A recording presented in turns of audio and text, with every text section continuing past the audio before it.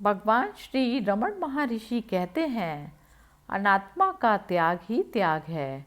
भगवान ने सिखाया कि जो आत्मा नहीं है उसमें रुचि और आसक्ति का त्याग करना ही सच्चा त्याग है। स्वयं में समाहित होना ही ज्ञान या आत्म साक्षात्कार है। एक ही सत्य का एक नकारात्मक और दूसरा सकारात्मक पहलू है। भगवान के अनुसार यह गलत पहचानों और सीमाओं को त्यागने से पूरा होता है।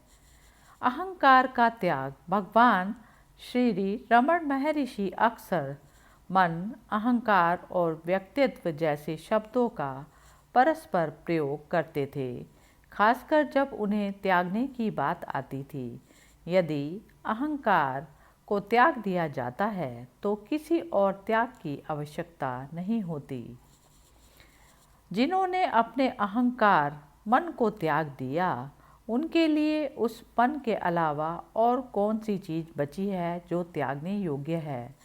त्याग गौरवशाली और बेदाग अशुद्ध अहंकार मन का पूर्ण उन्मूलन है।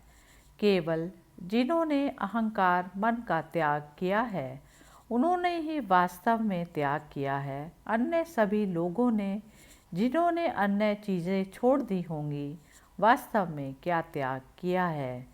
जिन लोगों ने बड़ी कठिनाई से अहंकार का त्याग कर लिया है, उनके लिए त्यागने के लिए और कुछ नहीं है। जो अपनाने योग्य है वह आत्म जांच है, जो ज्ञान को प्रकट करता है। जो आनंद लेने योग्य है वह आत्मा की महिमा है। जो त्यागने योग्य है वह अहंकार मन है।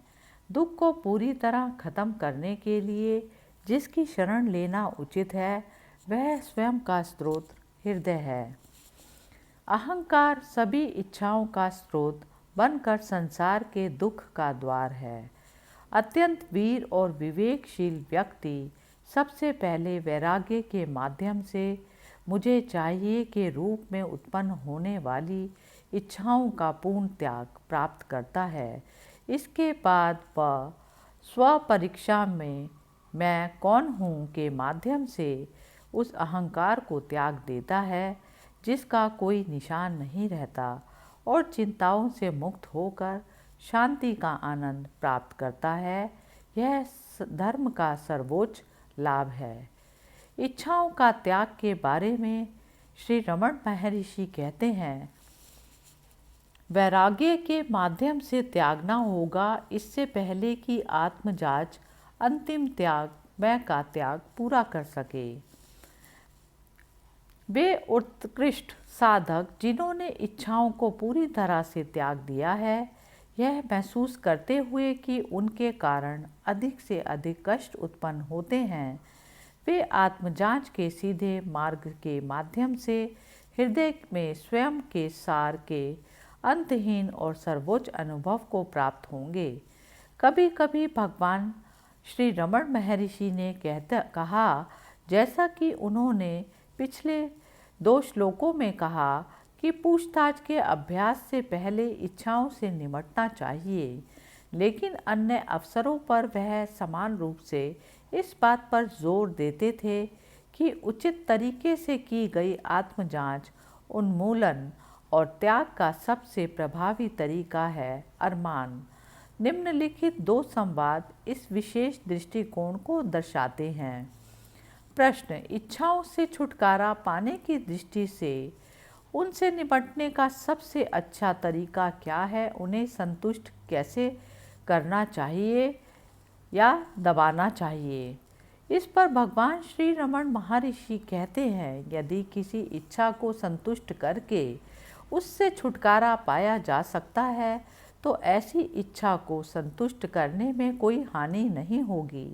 लेकिन आमतौर पर इच्छाएं संतुष्टि से खत्म नहीं होती।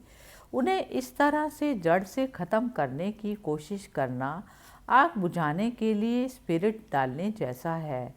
साथ ही उचित उपाय जबरदस्ती दमन नहीं है, क्योंकि इस तरह का दमन देर सवेर अवांछनीय परिणामों के साथ बलपूर्वक बढ़ने के लिए बाध्य है। इच्छा से छुटकारा पाने का उचित तरीका यह पता लगाना है, इच्छा किसे मिलती है। इसका स्रोत क्या है? जब यह मिल जाता है तो इच्छा जड़ से खत्म हो जाती है और यह फिर कभी उभरेगी या बढ़ेगी नहीं। छोटी छोटी इच्छाएं जैसे खाने पीने और सोने की इच्छा और प्रकृति की पुकार पर ध्यान देने की इच्छा, हालांकि इन्हें भी इच्छाओं में वर्गीकृत किया जा सकता है, आप सुरक्षित रूप से संतुष्ट कर सकते हैं। वे आपके मन में वासनाओं को स्थापित नहीं करेंगे जिससे आगे जन्म की आवश्यकता होगी। वे गतिविधियां जीवन को जारी रखने के लिए आवश्यक हैं और उनके वासनाओं या प्रवृत्तियों के विकसित होने या पीछे छूटने की संभावना नहीं है। इसलिए एक सामान्य नियम के रूप में किसी इच्छा को संतुष्ट करने में कोई बुराई नहीं, जहाँ संतुष्टि मन में वासना पैदा करके आगे की इच्छाओं को जन्म नहीं देगी। हरि ओम तत्सत।